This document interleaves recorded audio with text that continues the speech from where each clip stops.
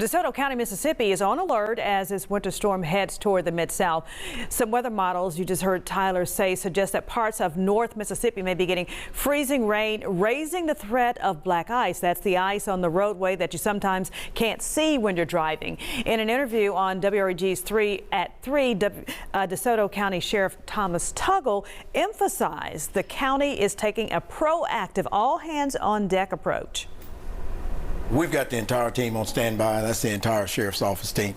We've also been in constant communication with the Mississippi Department of Transportation and just asking what kind of support they're going to need from us. We've talked to our emergency management team with the county, our road department. Sheriff Tuggle says no matter what happens, they'll be ready to assist the people of DeSoto County.